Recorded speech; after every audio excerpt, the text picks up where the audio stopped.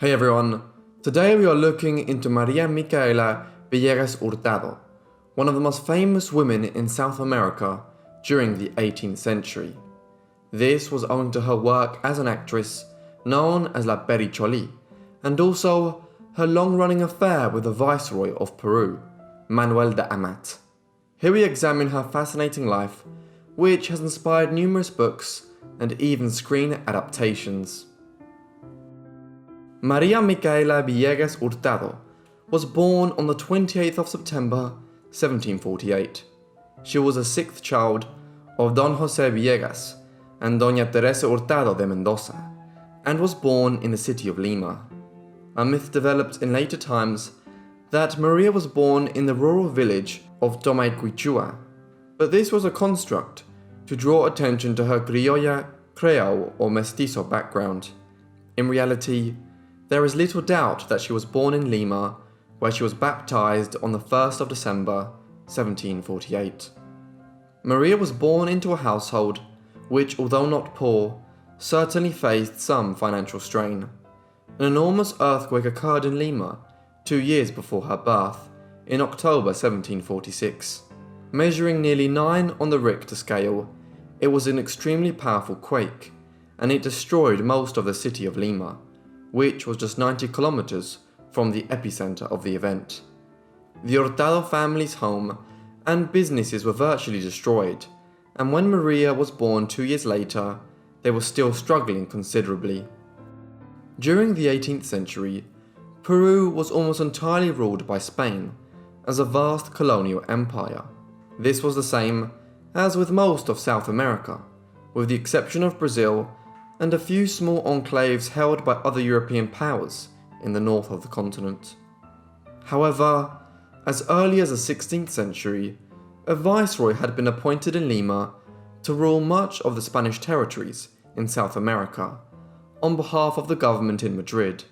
Owing to this, and the vast silver mines of Peru and Chile, Lima had become the thriving and affluent center of Spain's possessions in South America.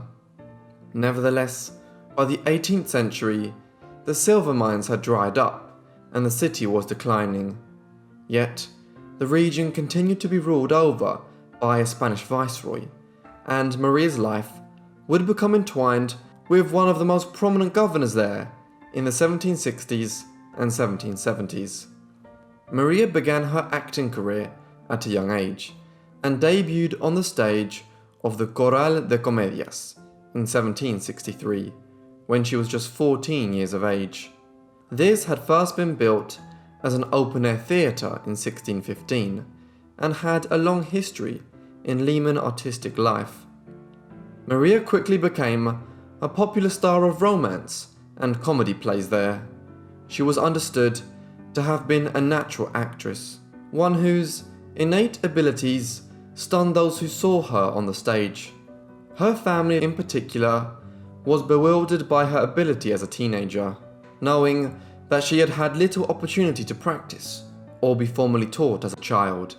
She also began to learn to play the harp and the Spanish guitar, as well as sing and mime, abilities which vastly extended the range of roles and dramatic forms she was playing and working in.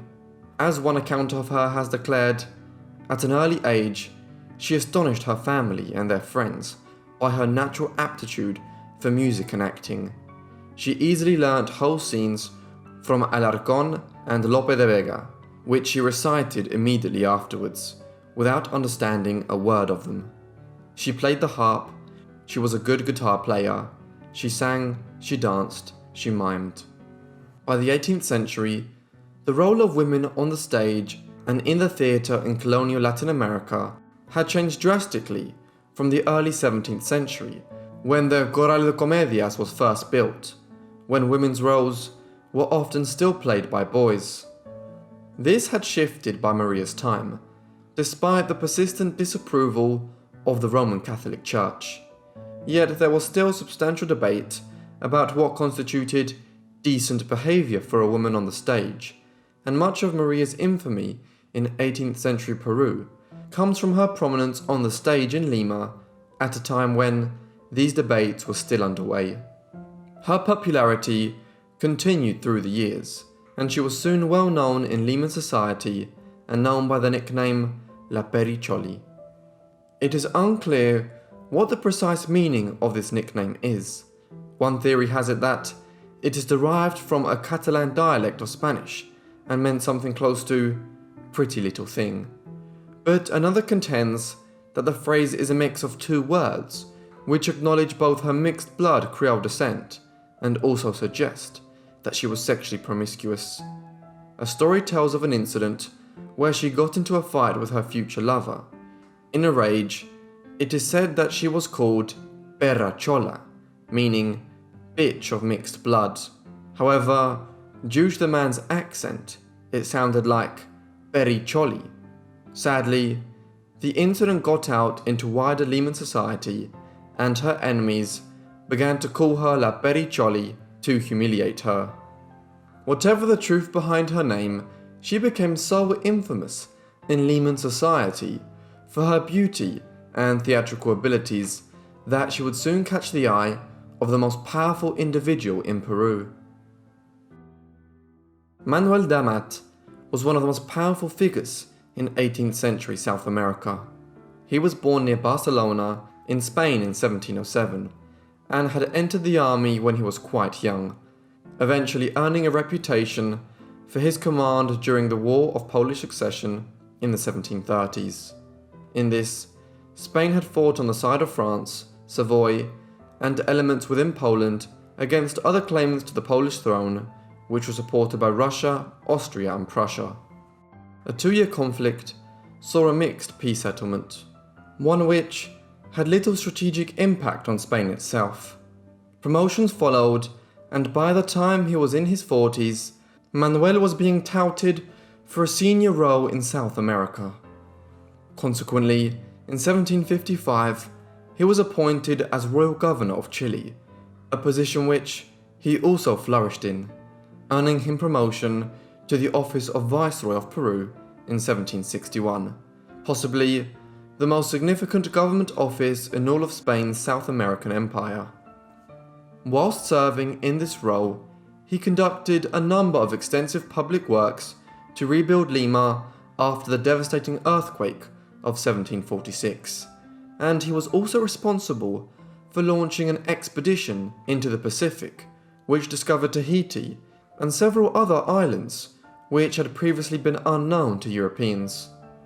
By the time that he first encountered La Perricholi in the mid-1760s, he was an aging man closing on 60, though immensely powerful and also increasingly wealthy. Later literary accounts of their affair hold that the governor first offered her a position within the palace as a lady-in-waiting there, and she was drawn in by the riches of the vice-regal household. Their relationship soon intensified, and eventually Maria even ceased her work on the stage, it being adjudged as unbecoming for the lover of a viceroy to be seen performing as an actress, a profession which, as previously noted, was still considered of dubious morality for women in 18th century Latin America. Yet, her separation from theatre may have been for another reason. Maria liked to provoke envy from the colonial nobility, who looked down on her due to her background. So, she would show off, and due to her impulsive character, scandals were all too frequent. On one occasion during a performance, the owner of the theatre went on stage to tell her that she lacked passion.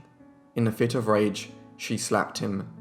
The aristocracy of Lima was shocked by this, and not only did she leave the stage for a good while, but her relationship with Manuel was also negatively affected for some time. Eventually, they reconciled, and although they never officially married, there were clear manifestations of their relationship throughout Peru in the years that followed. Manuel is rumoured to have built several buildings and other structures in the country in honour of Maria, notably La Alameda de los Descalzos and El Templo de las Nazarenas. But the most ubiquitous of all of these was El Paseo de Aguas, an enormous boulevard in the city of Trujillo in northern Peru, which contains some famed water features. The site has been added to considerably down to the present day, and is now one of Peru's most famous tourist attractions. But Maria and Manuel's relationship also continued to scandalize Peruvian society, which viewed Maria as a social upstart of questionable moral standing, who had infiltrated herself into the heart of power by seducing the most powerful man in the country. It is perhaps unsurprising to hear rumours of her being smuggled in and out of the viceregal palace, disguised as a man, to offset the rumour mill in Lima. Despite the scandal which their love affair aroused in Peru, they also had a son, named after his father as Manuel de Amat y Villegas, who would later go on to play a prominent part in the Wars of Independence, which gripped South America half a century later, and was one of the signers of the Declaration of Peru's independence from Spain in July 1821. Maria and Manuel's long-running relationship came to an abrupt end in 1776. It is not entirely clear what happened, but there are several hypotheses which have been offered over the years. One states that Maria had accepted an offer from a Lima-based theatre manager to resume her career on the stage. While she was subsequently rehearsing for a play, an argument broke out between the pair, and Maria stabbed him in a rage, leading to the end of their relationship, though Manuel did survive. Another theory speculates that Maria scandalized the viceregal court in Lima by an overly ostentatious display of wealth at a celebration for Manuel in the mid-1770s. Here, Maria was deemed to be acting in a manner above her station, as though she were a member of a noble family, and this, it is suggested, caused a public outcry which led Manuel to split from her. However, it all might be owing to something far simpler. In 1776, Amat's period as Viceroy of Peru ended, and he was recalled to Spain. He and Maria had never married, and it's possible that their liaison simply ran its course at this point, as she refused to set up a new life in Europe with a man who was nearly 70 years old. Maria's subsequent life was lengthy, but less well known or scandalous. She returned to the stage after Manuel returned to Europe, and eventually only fully retired in the late 1780s, as she was entering into her 40s. The reasons for this change might have been owing to a shift in her personal beliefs in her later years. As she grew older, La Perricholi became much more pious and religious, and this incited her to quit the stage. Consequently, she spent much of the rest of her life engaged in charitable work with the local Carmelites of Lima, dispensing alms to the city's poor. She also married in the 1790s, settling down into a traditional family life after years of high-profile affairs. La Perricholi finally died on the 16th of May 1819, having reached her 70s, and just as the wars of independence from Spanish rule were being waged across South and Central America. Her legacy is very rich, in large part owing to her relationship with de Amat, and her life has been the subject of numerous books, plays, and literary works over the years. Versions of her life story constituted the basis for the mid-19th century French composer Jacques Offenbach's opera La Perrichole. This premiered in Paris in 1868, and within months was being performed as far away as Brussels, New York, Vienna, Stockholm, and London. Nearly a century later, the film The Golden Coach was directed about her by the French film director Jean Renoir. Perhaps most notably, the acclaimed American author and playwright Thornton Wilder based characters in his 1927 novel The Bridge of San Luis Rey on Maria and Manuel. The novel went on to win the Pulitzer Prize. Thus, Maria Micaela Villegas Hurtado lived a colourful enough life that it has captivated many writers ever since, and been retold to modern audiences in many different guises. Thank you so much everyone for watching this video on La Perricholi. I hope you enjoyed. If you did, please leave me a like and a comment down below, and if you're new, why not subscribe? If you have any suggestions, be sure to leave them in the comments also, and there are links to my email and my Instagram in the description. I hope you guys have notifications on so you get all my videos as soon as they're uploaded. Anyway, that's all from me, so I'll see all of you in the next Forgotten Life. Thanks.